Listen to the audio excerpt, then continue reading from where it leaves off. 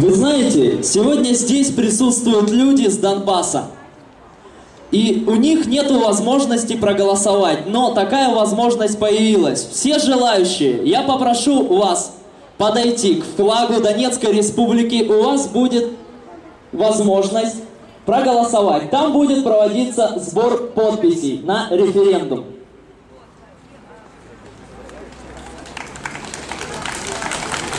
Слово предоставляется ветерану крымско-татарского движения Эскандеру Умерову.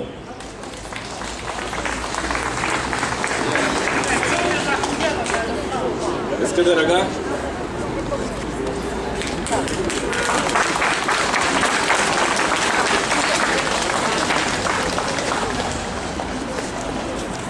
Спасибо, товарищи. Господа, не могу говорить и не выговаривать. Поняли меня, да? Я хотел бы вам сказать, то, что сегодня происходит на Украине, это давно запланированная диверсия со стороны Запада. Я автор 5 книг, в котором раскрыл полностью тайны Америки, Англии. Речь идет о другом. Еще в 1942 году, когда наши войска в трудную минуту защищали Отечество, они вбили клин в Советский Союз, просили расчет. Мы вам поможем, если вы окажете нам услуги.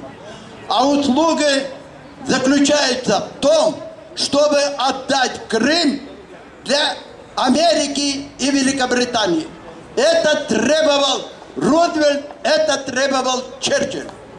Поэтому сегодня мы вспоминаем, вот скоро 70 лет, как малые народы, крымские татары, болгары, немцы, армяне, чеченцы и другие народы, вы понимаете, подверглись репрессиям только по вине их.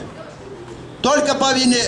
Сегодня постарались они спустя 70 лет опять бить клин интернациональный союз советских социалистических республик. Мы жили бок о бок. Если кто-то скажет, я русский, ошибается. Если кто-то скажет, я украинец, белорус или татарин. Мы перемешались, у нас в крови все. Нам наша задача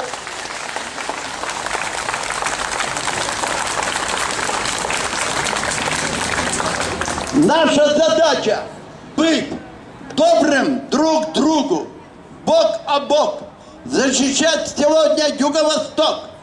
В том числе мне больно, когда в Киеве или других городах точно такие же, возможно, как мы сегодня думаем. Но западные страны пытаются их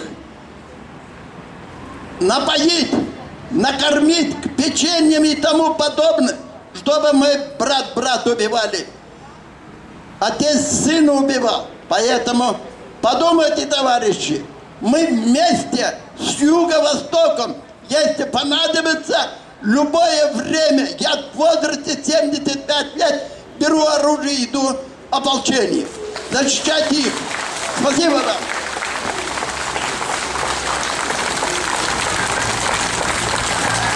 Друзья, давайте громче. Мы одно целое. Крым и Юго-Восток. Братья!